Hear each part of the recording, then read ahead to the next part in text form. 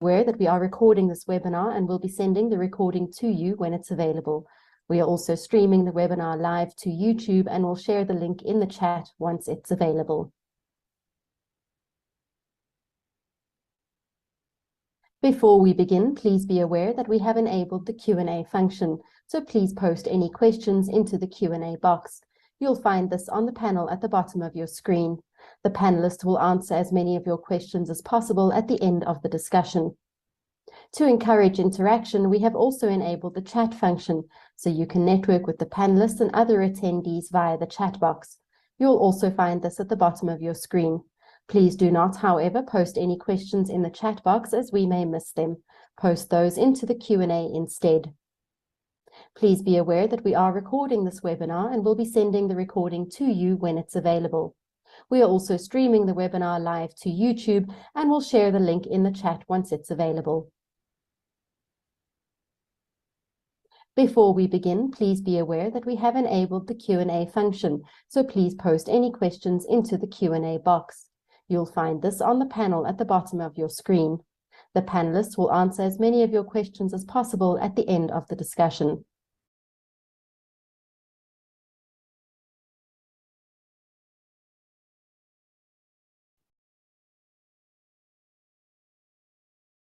Good morning, everyone. I'm Shannon Derejo from Creamer Media's Contract Publishing.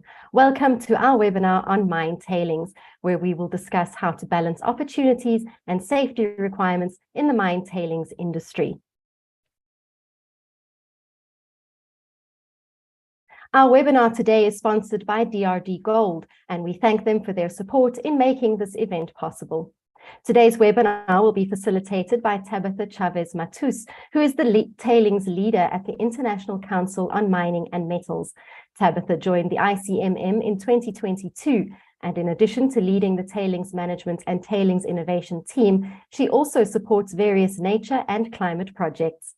Tabitha will facilitate the discussion with our panel, which consists of Yaku Skuman, Chief Operating Officer of DRD Gold, Bongani Buthelezi, Chief Operating Officer of Fraser Alexander, and Luis Torres Cruz, an academic specializing in geotechnical engineering from the University of the Witwatersrand. I'll hand over now to our facilitator to take the proceedings forward. Over to you, Tabitha. Thank you so much, Shannon. Thank you for the opportunity of being here with this wonderful panel. We have over 120 participants in this webinar at the moment, even though we're 1 minute after 10 a.m. in South Africa. So this is definitely a topic that we all want to discuss, and thank you so much for being here. I will start by saying that we have a Q&A box that you can start giving us your questions, and we will be reading and having the discussion from there. So we're going to divide our session with an hour of panel discussion. I will do some opening remarks in terms of what the ICMM, or the International Council of Mining and Metal, is doing, and then we will have dedicated time for Q&A. So I will start sharing my screen. I will be very quick on this, so I would appreciate if you can tell me if you can see my screen at the moment. Okay, wonderful. So just to be very brief and not take much time of our panel, is to understand our organization, the ICMM, the International Council of Mining and Metals, who we are. It's a CEO-led organization to pursue best practices in terms of sustainability for mining companies.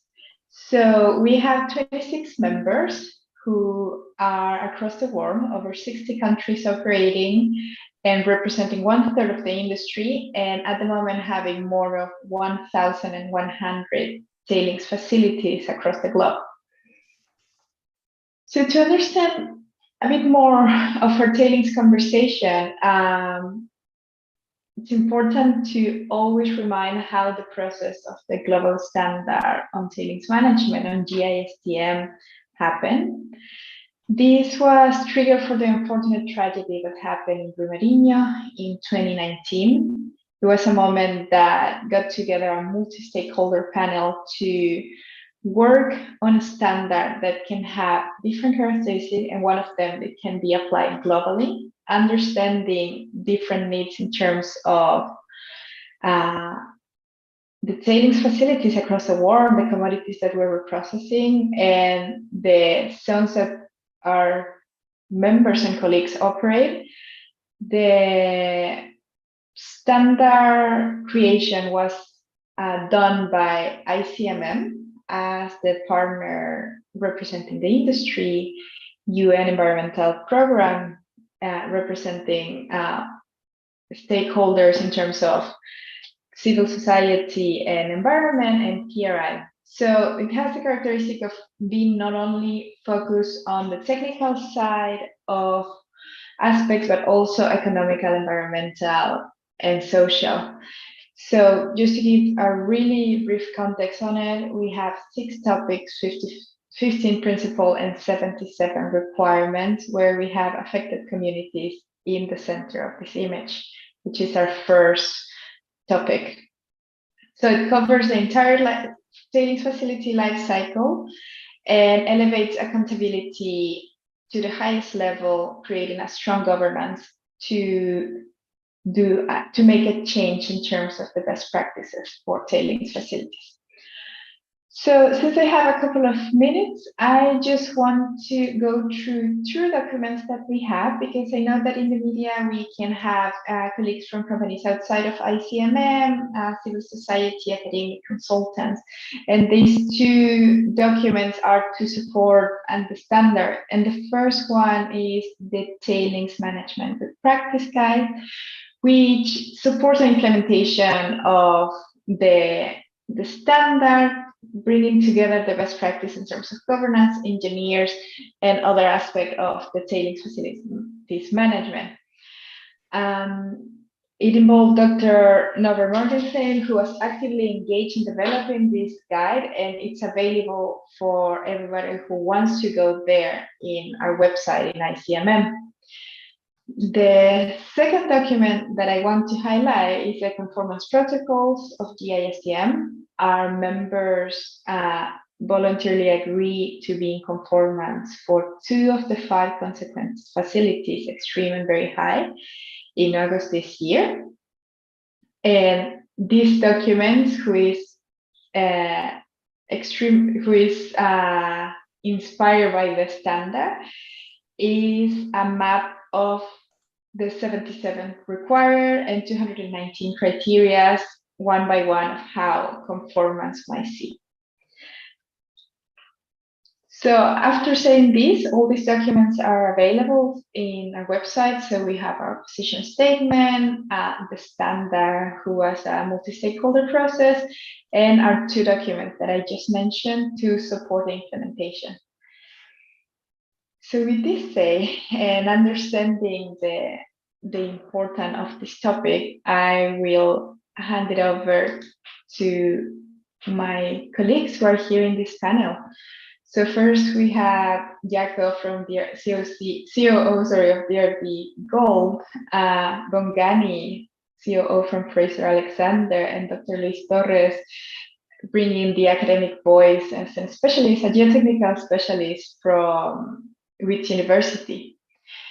So if you allow me a second, I'm just struggling a bit with IT at this moment. If we can start with Jaco, if you can share with us the perspective of DRD Gold, your evolution into South Africa, and what is the process involving reprocessing tailings dam. So please, Jaco, hand it to you. Thank you, Tabata. I think to start off, DRD is the oldest continuously listed gold producer on the Johannesburg Stock Exchange. We were formed in 1886, now probably about 135, 137 years old. We previously owned various underground mining operations, but in 2008, we made a strategic decision to close and or sell all of these underground mining operations and purely focus on the expansion of our surface operations. At that stage, we had 2 plants, Crown and Knights, operating, producing about 600,000 tons per month. And without boring everybody on a history lesson, I'll just cut to where we essentially then bought the Ergo operation, which was from Anglo Ashanti, which was started by Anglo in around about 1977, and that was mothballed. So we purchased the plant, the tailings dams, as well as a deposition site called the Brakpan Tailings Storage Facility, which is on the screen behind me. Since then, we've refurbished the plant, and we started up the process, and through a very systematic, staged approach, increased the production to about between 1.6 and 1.8 million tons of tailings retreated on a monthly basis. They say a picture tells us 1,000 words, so if you allow me to, I'll just quickly share my screen with you and just take you through some of the pictures that will make it easier for us to have the discussion. Can everybody see my screen?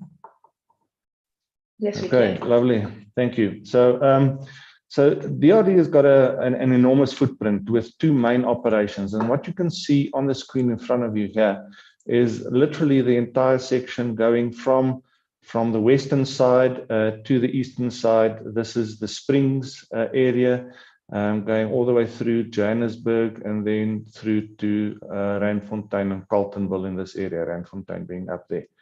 So we've divided up the operations up into two sections. On the east, it's Ergo, and on the west, Far West Gold Recoveries. And I'll just quickly take you through these two. So if we focus on Ergo firstly, the old tailing storage facilities in the City Deep area directly south, as you can see there, where I'm indicating my cursor right now, are being pumped and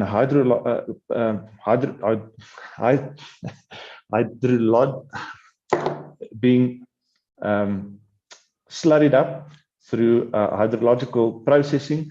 High pressure water pumps then pump the material all the way through via a pipeline to the Ergo Ergo treatment plant here.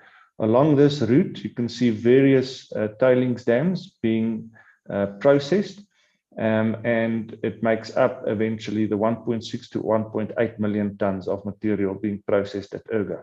Once processed at Ergo, it then gets pumped to the Brakpan Tailings Storage Facility, and then from there we return water all the way back through a network of pipelines to the various treatment plants. Now, this tailings facility we'll talk about a little bit later on, but just to give you an indication, this is what we're talking about. This is the Brakpan Tailings Storage Facility. It currently is about 800 hectares and contains approximately 700 million tons of consolidated material already. Now, Ergo has approximately 820 million tons of reserves and resources still to be treated, but this obviously is dependent on the gold price. The majority of these tons will end up on this facility, and it's one of these facilities which we believe is world class and well maintained.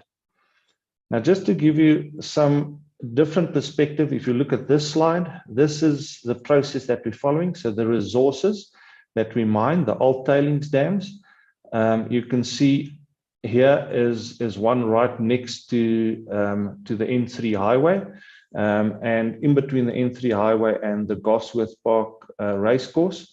That tailings dam was reclaimed in 2005, or since 2005, and full rehabilitation was achieved in 2012, at which stage the property was handed back to the landowners, and you can see the development of the property happening there. Another example for you, this is the N2 highway, just right in Johannesburg city centre. A tailings dam that we started reclaiming. This was the process of reclaiming that, and eventually when we ended up rehabilitating the footprint, and the owner started developing this footprint for himself. So again, just another example of the Rob Deep footprint. once that material is processed, it goes onto a different tailings dam. These two pictures are taken from the Crown tailings dams. And then the fourth picture here on your right-hand corner, that is an indication for you what, so once we have now placed this material on a tailings dam, we then come in and we clad this material, as you can see happening here. It's about 30 centimeters thick of topsoil and rock to provide competent material to then seed on top of this to end up with a face like this. And this is to prevent obviously dust and other contaminants from entering the circuit. Then just quickly following up onto the Far West operations. In 2018, DRD expanded further by purchasing the West Rand Tailings retreatment project from Sibanye, which included a full feasibility study for the treatment of about 230 million tons of tailings. And at that stage, we recommissioned the DP2 plant, which is situated here, processing Driefontein 5 all the way through DP2 at about 500,000 tons onto Driefontein 4. All of these resources form part of phase 2 of the project. And phase 2 of the project will look at the various tailings dumps, the 230 million tons, the establishment of pipeline infrastructure, and the construction of a new regional tailings storage facility where all of these smaller tailings dams can be taken off the Dolomites and consolidated onto a well-designed regional tailings storage facility.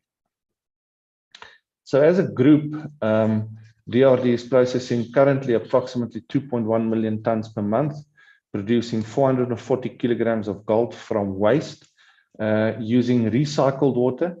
And we are in the process of also constructing a 60 megawatt solar plant and 160 megawatt battery storage capacity as part of our renewable energy program. So to come back to your original question about the company is systematically transforming itself from an underground mining operation to an operation that is producing what we believe to be the greenest gold available.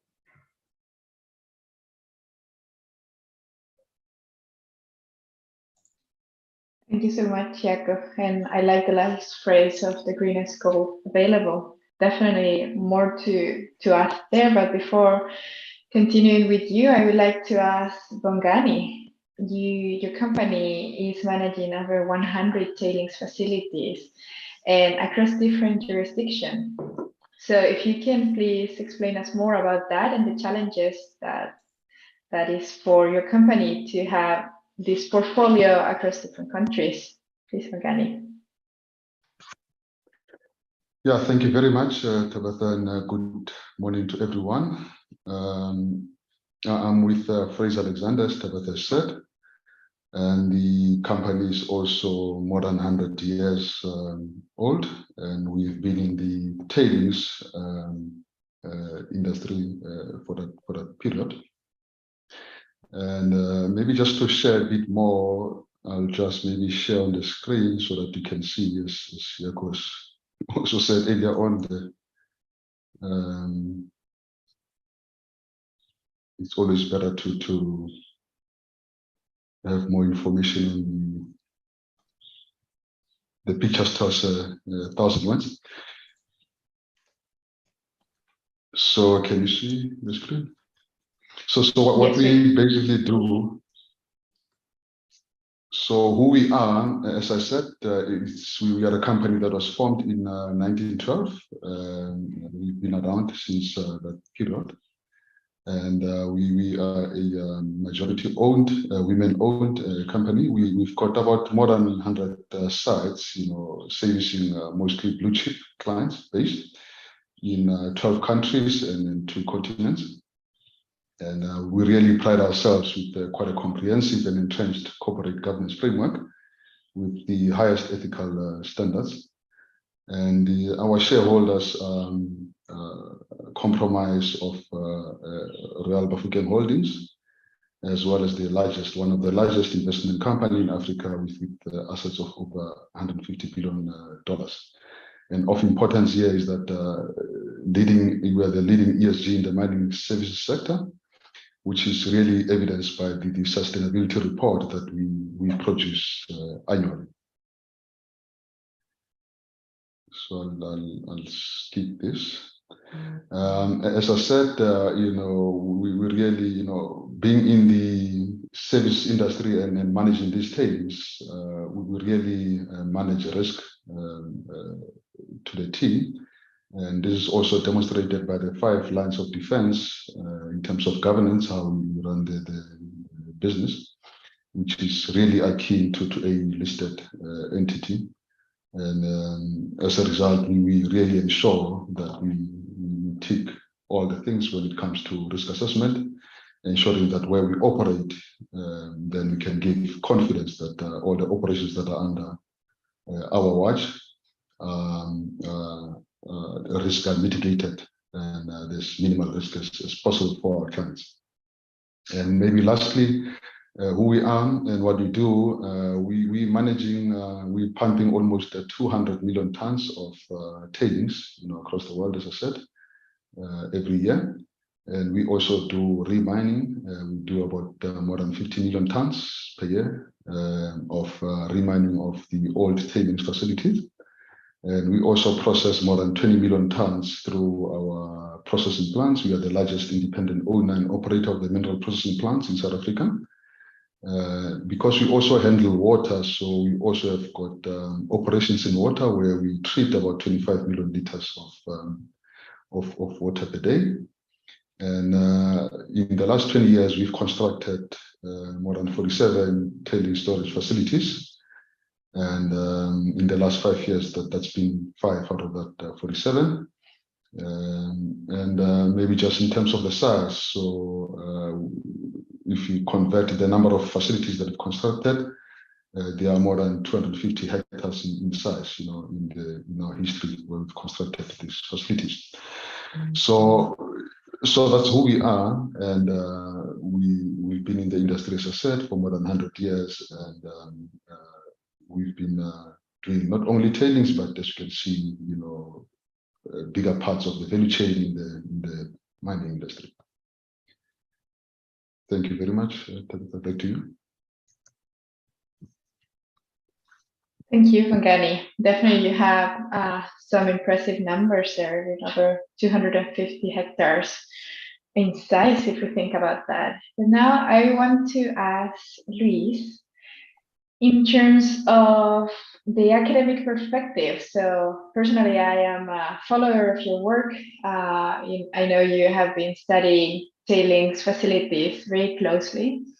If you can give us first your general perspective about what you think of the situation of tailings facility, but also what do you think are the major causes of tailings facilities failure, and we can go to the disasters that happened last year that Jaher was saying. So please, Luis. Thank you, Tabitha. I think it is important that when we explore the question of why tailings dams fail, that we keep in mind that there are at least 2 levels at which this question can be explored. So on the one hand, you have more like the immediate causes of dam failures. So this has to do more with the physical or geotechnical hydraulic aspects of the tailings dam. And some of the, in my opinion, but maybe I'm biased because I am a geotechnical engineer, but in my opinion, some of the best known reports, post-failure investigation reports, came to tragic events such as Mount Poly, Brumadinho, Fundão, and so on. Some of the best known reports focus on these very important physical issues, okay? And I want to highlight that I do regard them as very important. However, we have to be aware that they don't tell us the whole picture. So some of these physical processes will involve events such as overtopping, liquefaction, weak foundations, slope instability issues, erosion, whether it is internal or external erosion, and so on.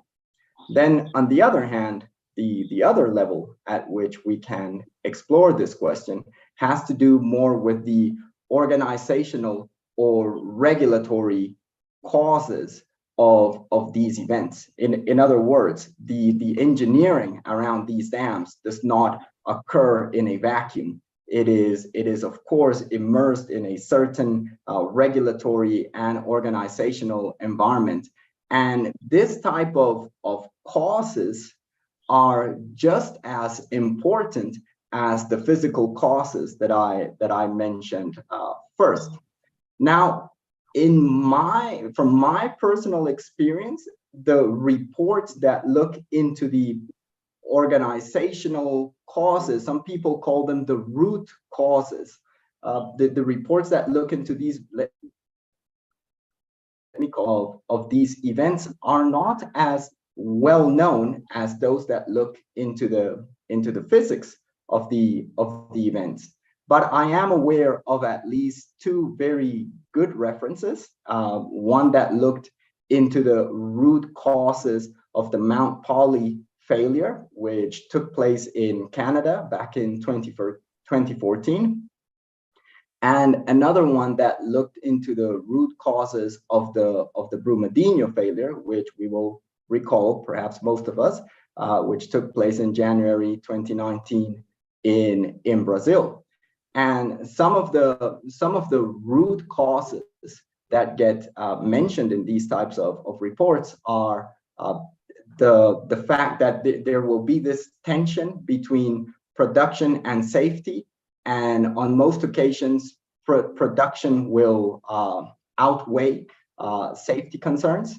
Others talk about seeing regulatory compliance, like taking a box ticking approach towards regulatory compliance. So regulatory compliance becomes an end in itself, instead as being seen as a means towards ensuring the safety of these dams. So other root causes might include also pressures, and this came up after the Brumadinho failure, pressures on consultants to, for example, produce favorable stability reports. So in thinking about what causes dam failures, I think that we need to consider both the physics of the failure, which is what geotechnical engineers like myself focus on, but also the more root causes. Both of them are important in helping us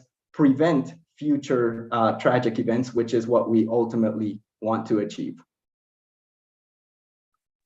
Thank you so much, Luis. And again, having 200 participants in this call and having voices from industry, from academia, from civil society, it's just one extra reminder of how we're navigating to this process of having safer tailings facility, that it will be an effort that we have to continue working and continue having these external spaces so we can talk about it. So thank you so much.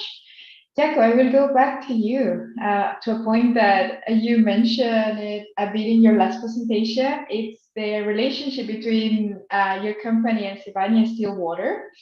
And it might give you the opportunity to DRD Gold to expand to PGM. So if you can tell us more about that. Thanks again. Yeah. So as part of the WRTRP project, where we bought the operations from the far west operations from Sibanye-Stillwater, we issued shares in Sibanye, obviously ended up with approximately 50.1% of DRD Gold. Now, as you would know, Sibanye-Stillwater has got a diversified portfolio of assets in numerous jurisdictions. It includes elements like gold, PGMs, chrome, and zinc, but to name a few, various other ones as well. All of these operations have tailings dams, and for obvious reasons, we have an interest in following in the footsteps of Sibanye-Stillwater and explore any opportunities that may exist in that area of our expertise.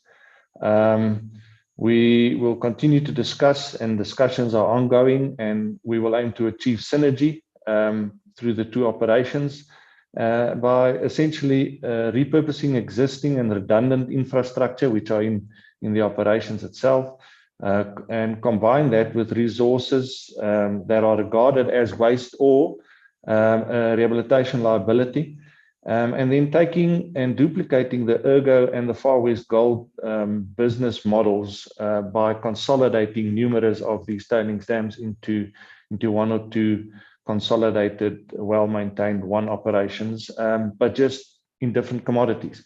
So yes, there's a huge opportunity for us to do that, and we will take that opportunity as and when it presents itself. And as mentioned, there are some discussions ongoing at this point in time. Thanks, Tabata.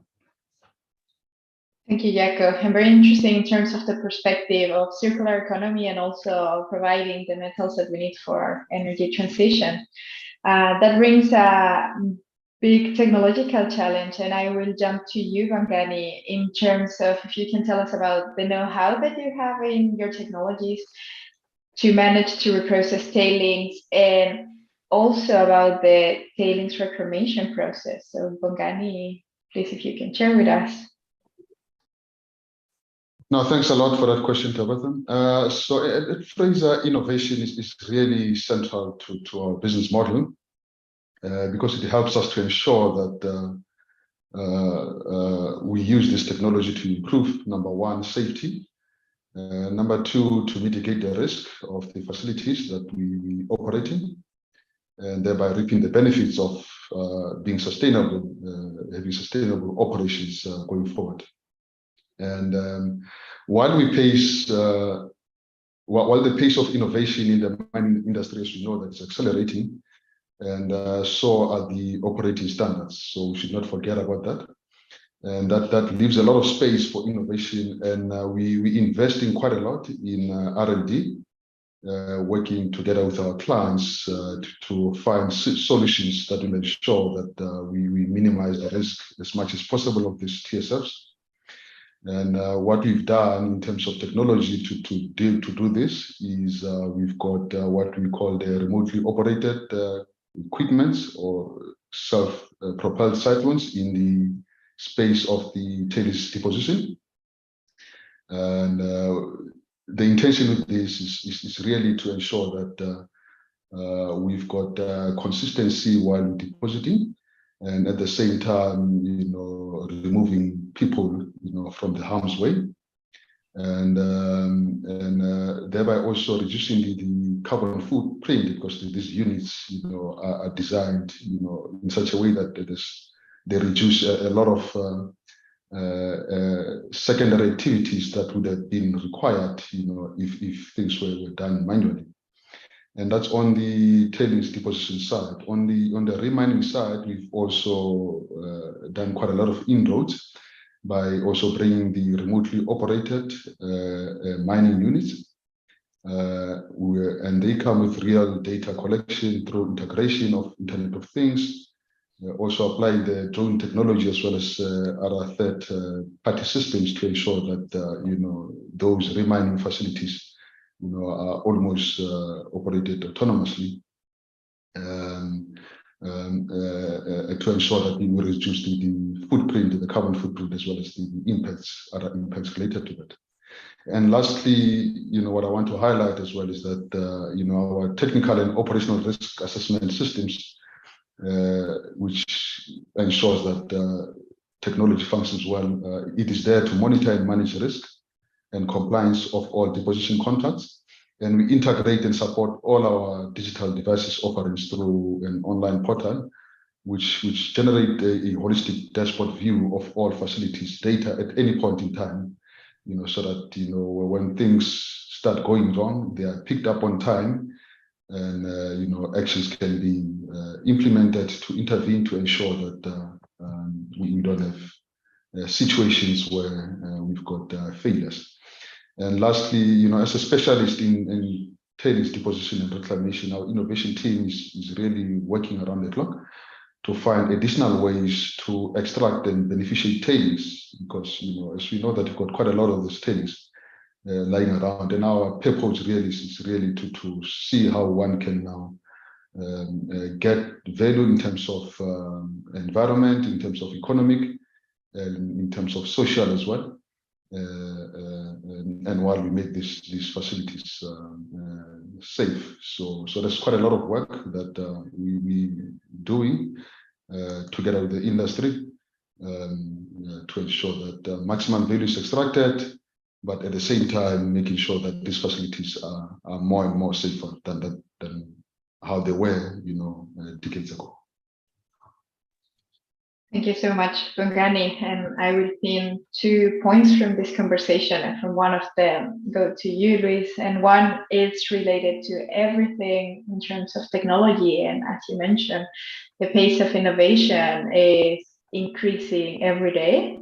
And at the same time, the pace of the standard, and how these two work together is one of the challenges that we have to manage, and also in terms of communities. When you were mentioning your technical and operational system that you're working in Fraser Alexander, just go back to the point that Luis was mentioning in terms of the governance behind tailings facility management. So what do you think, Luis, are the most urgent priorities in South Africa after your research and what you have found there, and how that contrasts with the rest of the world? Do you see similarities, using specific points for South Africa? Thank you, Tabitha. Can you confirm that you can hear me well? I struggled a bit with your audio, but you can hear me well? I can hear you well. Okay, brilliant. And you asked me about priorities for the international community and similarities to the South African environment? Exactly. Okay, and if I may, before I address your question, Yaku and Bongani started their interventions by proudly telling us how DRD Gold and Fraser Alexander are over 100 years old. I didn't want to stay behind, and I just want to add that Wits University turned 100 last year. So now we can also include ourselves in that centenary club. Coming back to the priorities, and I do see strong similarities between what needs to happen internationally and what has to happen at national level in South Africa. So I'll speak to both. The first priority that comes to mind is adoption of the GISTM, whether it is how can I say this, nominally or officially adopted by mining houses, which would be great. But if not officially adopted by mining houses, at least to try and align their operations with the GISTM. And I know when I say this, I am well aware that there are many people out there, many stakeholders who have good reasons to say, yes, but the GISTM is not perfect. It's not what it should have been. It is not what we were expecting. But still, it is a step in the right direction. It has been noted that, so I should perhaps clarify, the GISTM, and sorry to those listeners who may not know, GISTM stands for Global Industry Standard for Tailings Management. The GISTM had 3 conveners, United Nations Environmental Program, the ICMM, and the group of investors that came to be known as PRI, Principles for Responsible Investment. And it is acknowledged that the GISTM is a document that not one of the 3 conveners would have come up with if they had to write it on their own. And that to me is a really good indicator that it is a useful document, and that it is a step in the right direction. I also find it pertinent to add here, and well, this is specific to South Africa, that the South African mine residue standard is currently undergoing an update process. That process is being led by Andrew Copeland from Knight Piésold, and that through this update, what this update is aiming to achieve is alignment with the GISTM. So I find that to be good news for South Africa. Also, as an academic, of course, I have to mention education and training. Many people in the tailings industry realize that there is a shortage of skills related to tailings engineering. And this is where I think not only universities, but other types of institutions, organizations related to the mining industry, we have to step up to the challenge and develop initiatives that will help us close this gap in skills. Fortunately, that is already happening, and we already see universities both in South Africa and internationally offering courses, some of them asynchronous and some of them involve remote learning, which I think is great because it means that these learning opportunities become more available to a wider audience. Another priority is reduction of the amount of tailings being produced, being generated, and also being stored. So when a couple of years ago, we had the opportunity to process data disclosed by many mining houses from around the world. And we saw that the volume of tailings that had been accumulated up to, I think it was up to 2020, was going to increase by approximately 25% in just a space of 5 years.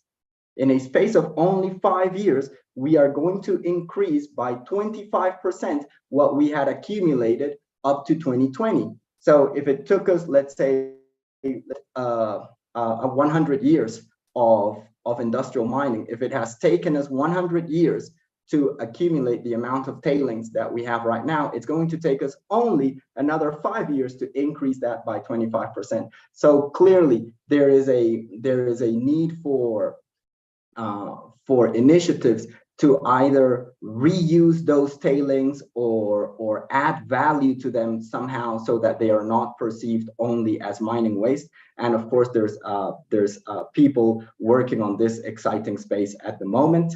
And of course, as has been in the past, another priority will continue to be the proper use of technology. And when I say proper, I want to be maybe a bit more specific and emphasize we need to have a solid understanding of what are the capabilities, but also the limitations of the technologies that we have at hand. There is no silver bullet out there. So you know, each technology will have its advantages, but also some disadvantages. Thank you, Tabata.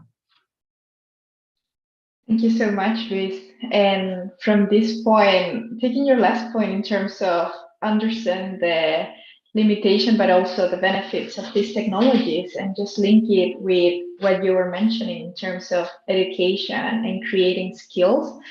As Jaco was mentioning, this challenge is a challenge that we're navigating together.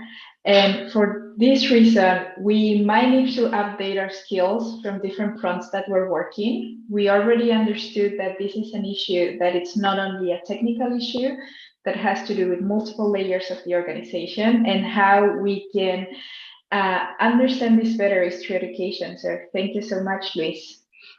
So now, Jaco, going to, again, this multi-layer challenge that we're facing in this panel. We're going to talk about social investment. So in terms of your company, what corporate social investment programs DRD Gold involve? And if you can tell us a bit more of the work that you have with mine communities to rehabilitate lands, to expand activities and communities' well-being, which is one of the key things for understanding tailings. So please, Jaco. Thanks again. Yeah, I would like to answer it by firstly providing some context to the environment we live in, and then highlight the impact that we have on our communities and and give you one or two examples. So firstly, Johannesburg itself is probably the best example of sustainable mining, where an entire city, which was established because of mining and the discovery of gold, has subsequently developed into a sustainable economic hub of South Africa, independent of mining. But that's how it was formed. We are reminded of the mining history, unfortunately, every time we drive past one of these many tailings dams scattered around the Joburg area, or rather the city developed around these dams. Now, many of these dams, like the famous Stop Star Dam, was situated right in the center of town. Reclamation of these sites meant that valuable land was unlocked for development once the dam was removed. And I've given you one or two examples in the previous slides already. So not only do we provide employment, but we also unlock previously high-value sterilized land, which the majority of that is owned by third parties, not owned by the mining houses itself. And that is then obviously unlocked for economic development, as shown in the previous examples. At the same time, we remove the environmental impacts that you've got, like dust and seepage from these old tailings dams. By processing and developing and collating that into one centralized facility. And therefore, the entire business plan is actually actively having a positive impact on the economy and the communities around us. Now, over the years, we've tried many corporate social investment initiatives, and I'll admit some of them more successful than others. Through these processes, we have learned a valuable lesson, which is not to implement these CSI projects, which we think the communities need, but actually have meaningful engagement with the communities to find out what they actually need. There is one such program in particular, which I would like to highlight and just quickly discuss with you, which has a significant impact on the surrounding communities and has achieved great success up to this point in time. The program has been operational for the past 5 years, and we're actually rolling out the second phase of that right now, and it's called the Broad-Based Livelihoods Program, or in short, the BBL. And to just give you the core objectives of this BBL program is to empower a large number of households living currently in poverty around our operations, and to empower them with skills so that they can become self-sufficient and can generate income through the production of foods, goods, services, and very importantly, essentially become self-employed. So it's important to recognize that for any project to be successful, it has to be designed to meet the needs of the community in a manner where the community can embrace it as their own. So the community needs to take ownership of the project for sustainability to be possible in any way. Now, the saying goes, you give a man a fish and you feed him for a day, but you teach him how to fish and he feeds himself forever, or something like that. Now, this is exactly what we are achieving through the BBL program. The BBL training program incorporates sustainable organic farming practices such as trench bed preparation, soil fertilized management, crop rotation, plant feed, pest and disease management, and so forth and so forth. I can carry on with this, but essentially looks at marketing and farming and creating self-employment opportunities.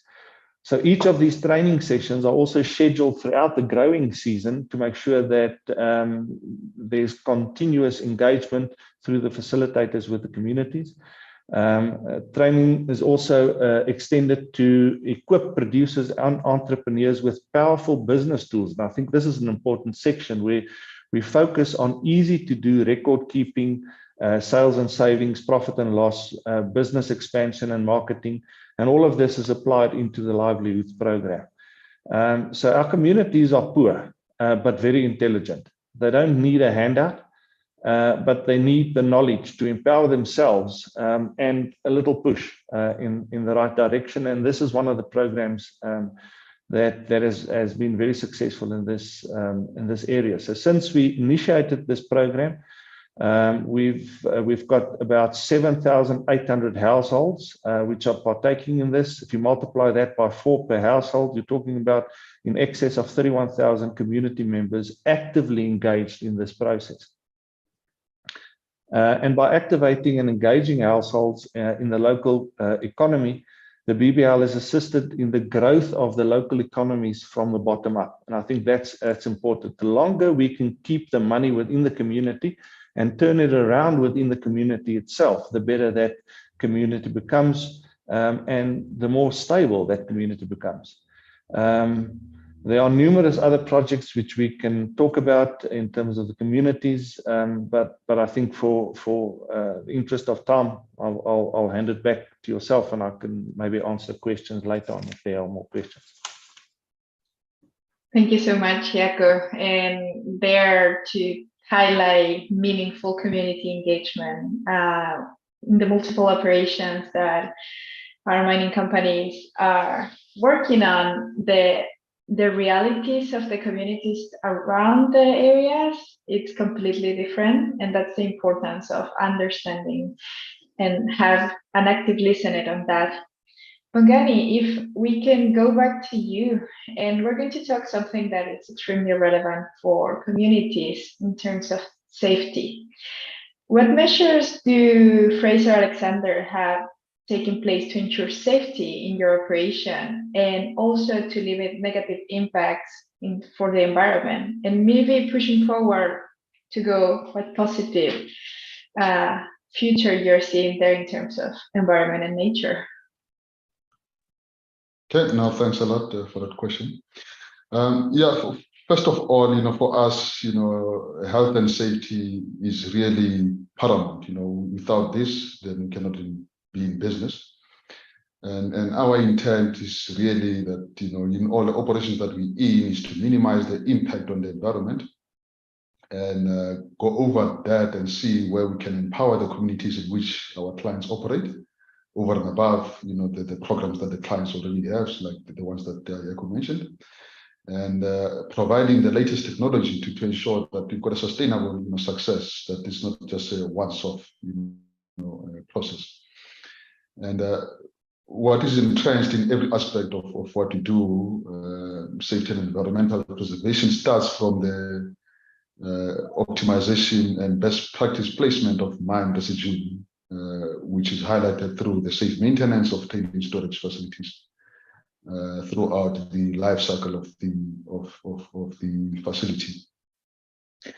And during or at the end of every facility's lives, we look for ways to add value through rehabilitation solutions, and also to assist our clients to leave behind, a renewed landscape that could be reused, for other different purposes. And it goes without saying that we comply with our clients' guidelines as well as stipulations to meet their obligations and permits and licenses. But over and above this, we've got a program where we also want to ensure that throughout our business, we use ISO principles. And for us, this is important in a way that this will ensure that, when it comes to quality and ensuring that whatever activities that you do consistently, ensures that, the risk is kept at bay. Rolling out this ISO principles helps us in that way. And also in the process of formalizing both the ESG as well as environmental systems across the business, because this is how things should be done, going forward, if you are to be responsible business. And lastly, what I want to highlight is that we really are fully supportive of the ICMM's global standard industry standards on tailings management. And from our side, we've taken to heart, and have gone so far as adopting a policy where, we only work with clients that are aligned, to this global standard. And, we have been in situations where we've had to depart, or leave our partnerships with clients that are not willing to associate with this. So it's quite important that, if we want to ensure that we move in the right direction, it's important that, one aligns to the standards, And that's why we've adopted that policy from our side to strengthen all the processes that we have implemented as well. Thank you, Tabitha. Thank you so much, Bongani. And well, the importance of ESG and everything that is happening in the ESG space, and how it's pushing us to have the best practices. It's, as you mentioned, indeed important. So under that same point, because everything it's quite correlated, for you, Luis, if we think about collaboration, how do you think that collaboration between academia and mining sector can work better for best practices? How do you see that space now? And how do you see this space in 5 years, or how you would like to see this space in 5 years? Especially in terms of improve and strengthen policy and practitioner in terms of care and maintenance of our tailings deposits. Thank you, Tabitha. It is a very important consideration, and well, how do I see it right now? I see it more alive than I have ever seen it in the 15 years that I've been in this space. I think it is fair to say that the failure of the Brumadinho Dam was a watershed moment, and perhaps not only its tragic consequences, but also the fact that it was captured in video. Like, I think the reality sunk in for absolutely everyone of what the stakes are, what we're dealing with, and I mean, not that it hadn't sunk in before, but maybe it sunk in for a wider audience. I should say that, not just to the specialists. So I can definitely see a greater sense of urgency in industry, and many players in industry taking this matter very, very seriously and reaching out to cooperate with us in an academic space to see how we can contribute to make these structures more safe. Now, the interaction, I see it almost not only as desirable, but almost necessary, because I feel like our interactions with practitioners keep our ideas grounded and help us come up with research questions that are actually relevant to what practitioners are facing in the field, as opposed to research questions that may produce a nice journal paper, but which may not have actionable insights. So that's the first reason, or the first item that I would like to touch on, like these interactions as a space for generating good ideas. Then there is, of course, the issue of funding. So in an academic space, we're always struggling to raise funds to pursue and develop our research ideas. And so we need funding for bursaries for students, also for equipment. And I do want to acknowledge we are receiving some funding already. So and that's good, and I hope it will continue, and that these initiatives will increase going forward. Then another point of collaboration might be site visits, where it is not that easy to access a tailings dam, as you will know, because one has to go through some safety protocols. There are health and safety considerations that have to be made. Yet there is so much that can be learned by going to a tailings dam and seeing in real life how a dam is operated. So some mining houses might be in a position where they can facilitate that type of visit. I think that is definitely very useful. And also by having practitioners, not only us going to them, but also them coming to our space, to our classroom, and talking to our students. And yes, in the classroom, you can gain a theoretical background that is perhaps very difficult to gain while one is in industry.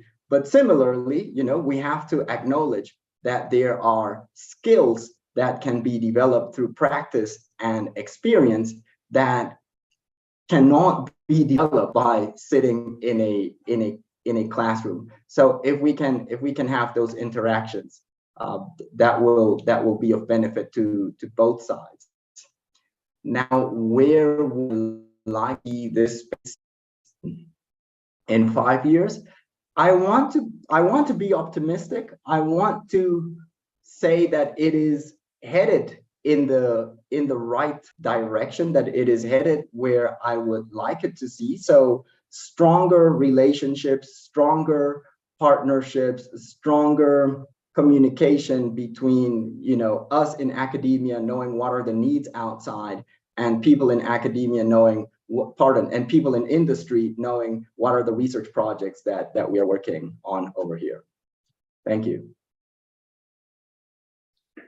Thank you so much, Luis. And taking that point, we're definitely having momentum now in terms of tailings facilities, tailings safety, innovation, as Bongani was mentioning. And it's important to take this momentum in a extremely responsible way to build network, to build bridges, and to go through this conversation for the future. So, being 11 p.m.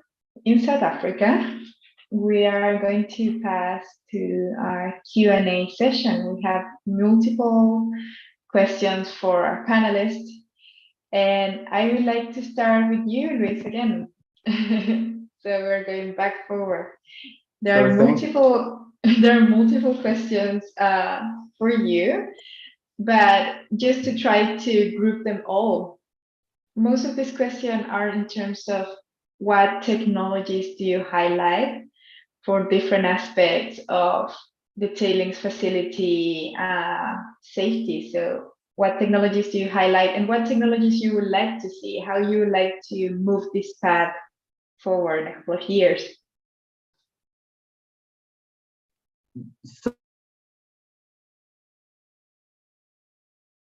So out there, I cannot speak to all of them, firstly because we do not have the time, and secondly because I'm not familiar with all of them. Highlight something, it would be that help you monitor adherence to good construction and engineering practices, okay? As opposed to technologies that predict whether an improperly constructed dam might be at actual risk of failure or not. Okay, I think once we get into that space, the uncertainties are greater. So our best chance of building safe dams is, in my opinion, by monitoring adherence to good construction practice. And these good construction practices, like, there's nothing high tech about them. It's the things that we know. It's making sure that the foundation is competent, making sure that the rate of rise is not excessive, making sure that one has wide beaches, and so on. So I think if we can monitoring pore water pressure, so if we can keep a close eye on those things, we are setting ourselves up for success. Thank you, Luis. Bongani, the same question for you. What kind of technologies you highlight at the moment? What would you like to see in the future, either for managing tailings, but also to go further in terms of reprocessing or any technologies that you see? No, thanks. I think it's not a one company or one stakeholder thing. It's really an issue that various businesses together with academics and research institutions need to really work hand in hand. First to develop technologies that will ensure that during the life of these facilities, during operation, that first of all we able to monitor and respond to risks that emerge during the operation, because in our view as Fraser, most of the failures normally results from systemic issues, i.e. things not being done and certain things being skipped. But if we've got technology coming in, first of all, on a daily basis, on an hourly basis, on a minute by minute, monitoring and sending workflows or messages to say this needs to be fixed, this needs to be put in place. For me, that is the first part that will ensure that during the operation or during the life of that facility, as all stakeholders, we can have confidence that those facilities are safe. And number two, you want as part of ESG, because ESG is quite a topical thing as well. So I think, as an industry, we need to aspire to have technologies that will reduce carbon footprint, without affecting jobs or without affecting, other parts of that pie. So in other words,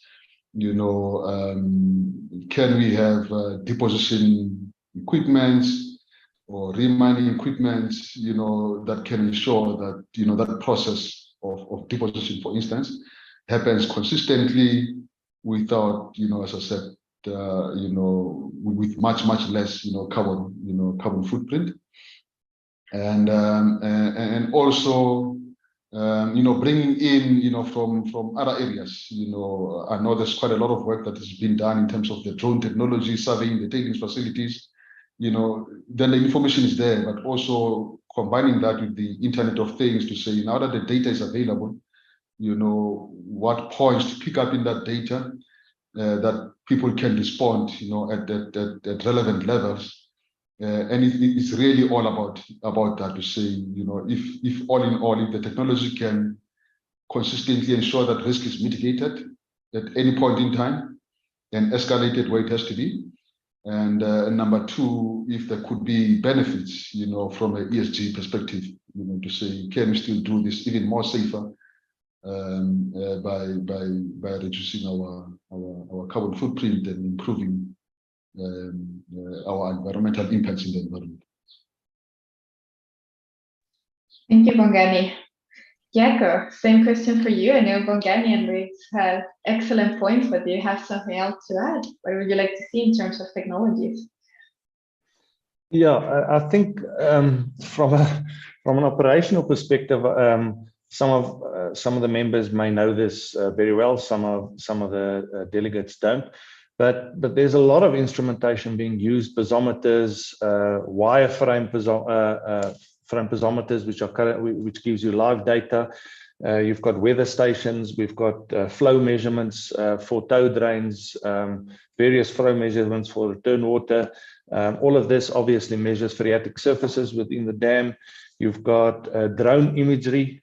So all of these tailings dams are being flown every 2 weeks with drones, and it's also got infrared imagery. So it will immediately give you red spots or cold spots, rather, because of water coming to surface. You've got satellite imagery, which comes over every 6 days, that measures any deviation or movement on the tailings dam.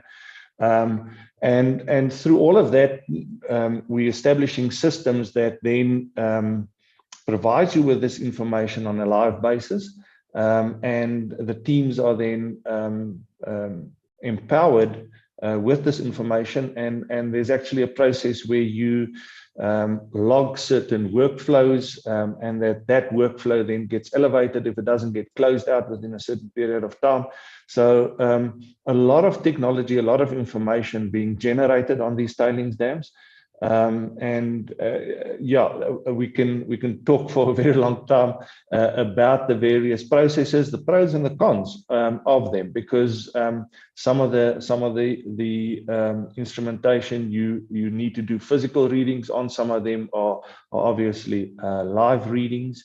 And then on some of them you need to also provide some interpretation, and you can't just take a photograph and now think that there's been a displacement, but maybe there's been something like interference because of vegetation. So a lot of those things need to also be done, and therefore you have to have feet on the ground. And physical monitoring also happening on a daily basis. And I think this goes back to Bongani's point where they are actually operating the majority of these tailings dams, where it's like flying a plane. It's not one event that causes a major catastrophe.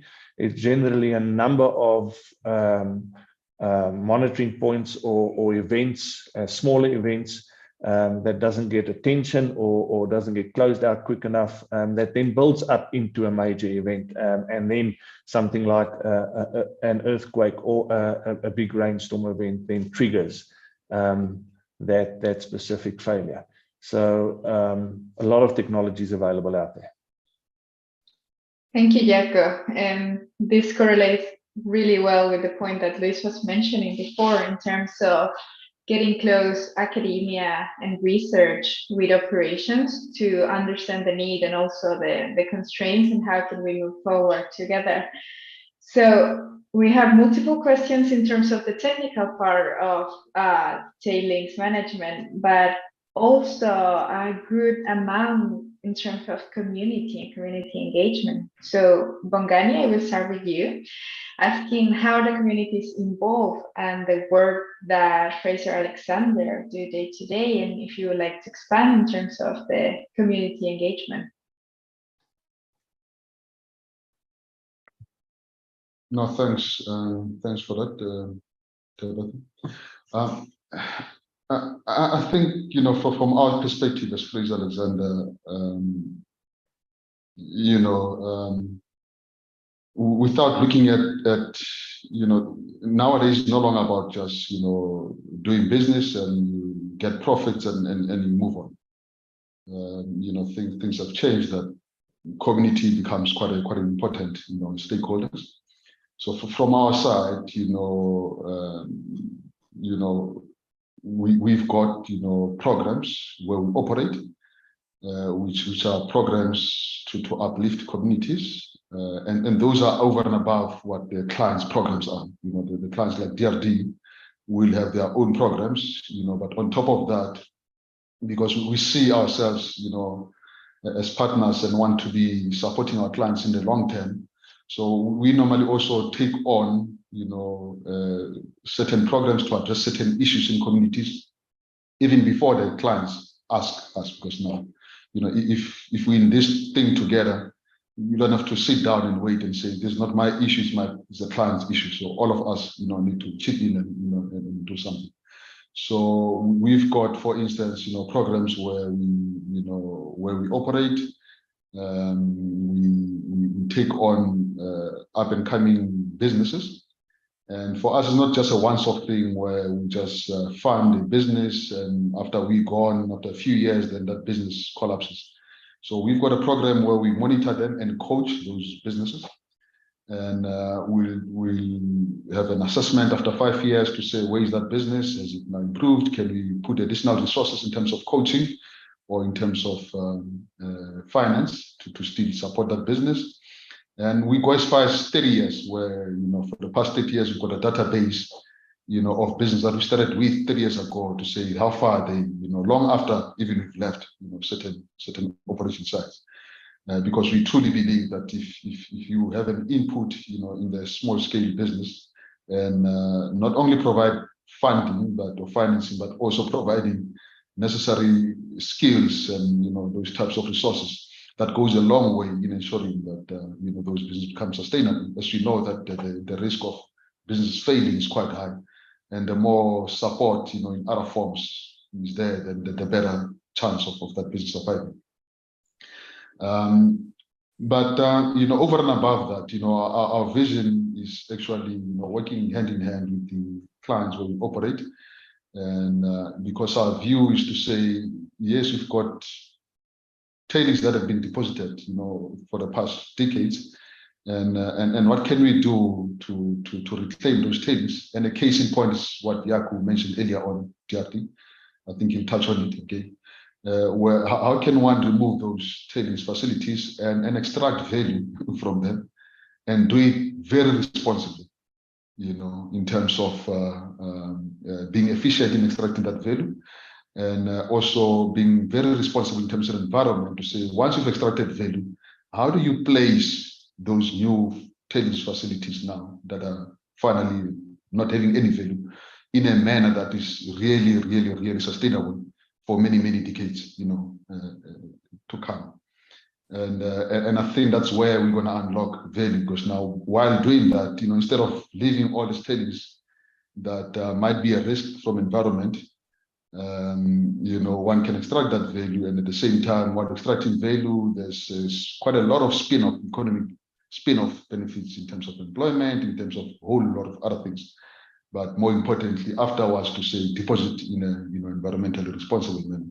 So that's really our purpose, and that's why we also aligned with business like DRD, because it really talks to where we see the industry going forward. Thank you, Bongani.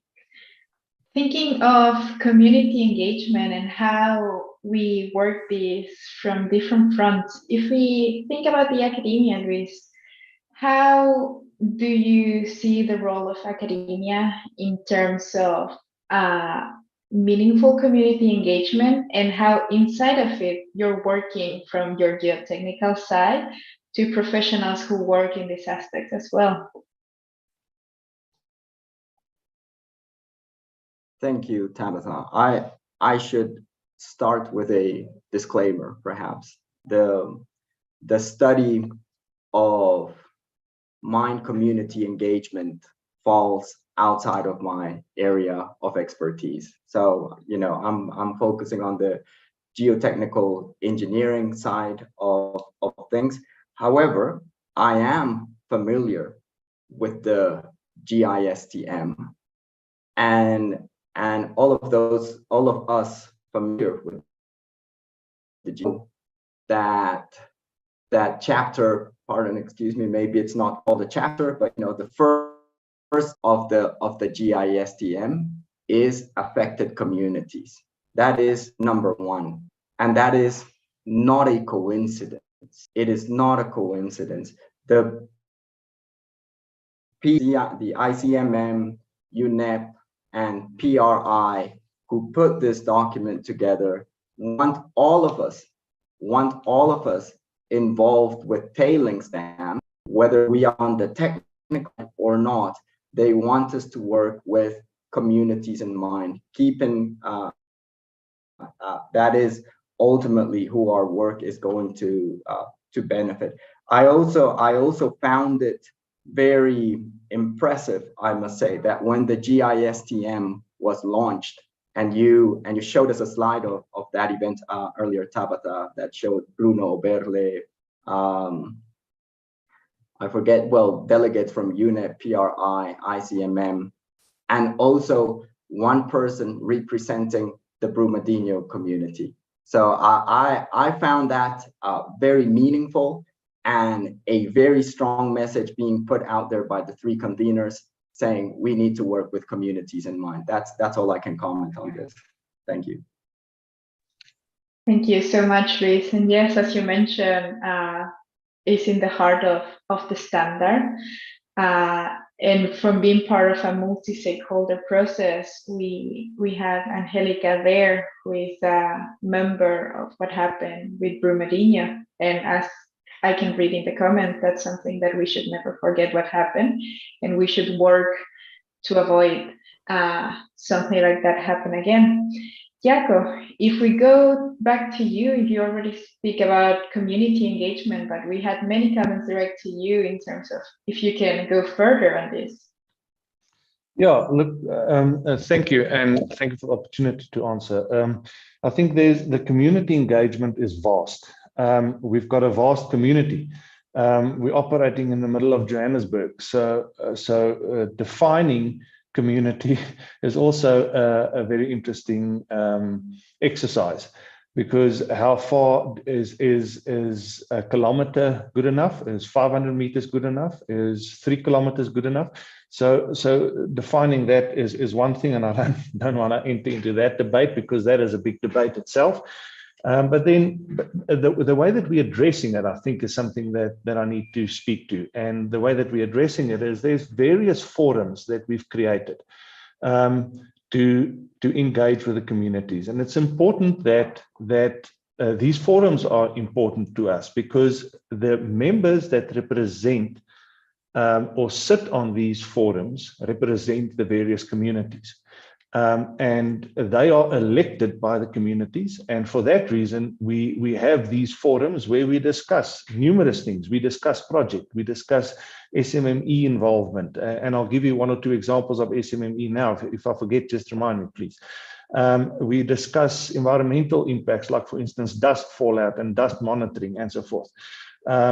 We discuss other impacts, like for instance, health and safety, where some of the community members might trespass onto the mine facilities, and that has got negative impacts. So two of the projects that we, for instance, created with the communities in hand. One of them was on the Crown Tailings Dam, where we actually got a community forum established, where they actually do the rehabilitation of the vegetation on the Crown Tailings Dam. Establishment of that, and that's a very good example for you, because that was something that they wanted to get involved with in the mining operation itself. Another one was where we created a security forum to assist in making sure that community members, so this is a forum where and an SMME generated by the community themselves, where they patrol the community side of the fence, and mine security obviously patrols the mine side of the fence, to make sure that we do not have people wandering onto the sites and creating harm to themselves in the process. So there's a lot of community engagement happening. Is it enough? There will always be a grouping that doesn't agree that whatever we do is enough. It doesn't matter what we do as mines, it will never be enough. But then there's real intent and real engagement from the mine side to all of the communities, we actually invite people that are interested to come with us, and we'll go and show you what we do in the communities if you're really interested. And it's not just an emotive comment made in terms of community engagement. And then there was also 1 or 2 questions around environmental issues on the sites once we've cleared it. So once a site is cleared, and we get to what we term as red soil or Transvaal, we do radiation clearance. So there's a radiation protection officer that comes in and does a full survey of the site. Should the radiation be picked up, hotspots are then generated, it's demarcated, we go back in, we reclaim that area, dig out areas where there might be hotspots.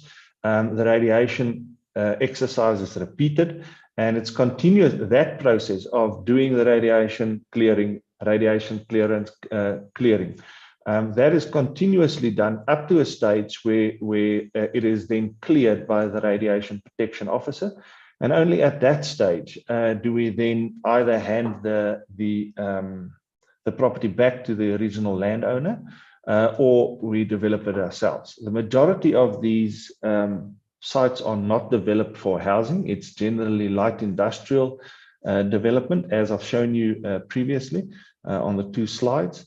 And there's a process through the DMRE to go through that process to get that done. I hope that's answered the question. Thank you so much, Jaco. And we are getting close to an end. So I will first like to thank our attendees to be in this panel with your active questions. And before I close and giving the word to Shannon, I would like to ask you, Jaco, Bongani, and Luis, if in 1 minute you can summarize the highlights that you have from this conversation. So, Bongani, if you want to start. No, thanks. Yeah, so from my side, my closing or concluding remarks is, tailings facilities are really, the largest human-made structures. We know that, we acknowledge that.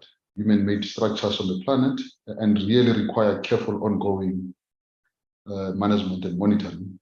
And the new standards such as the GISTM that we've been talking about will certainly, in no doubt, strengthen the current practices in the mining industry by really integrating social, environmental, local economic, and technical considerations, and also really places increased emphasis on the entire tailings facility life cycle, from selection to post-closure. And I think while the recent increased spotlight on tailings facilities failures tends to really detract from the hard work that the industry, has been doing, and the innovation that has gone into finding new ways to monitor these facilities in real time and make them even more safe.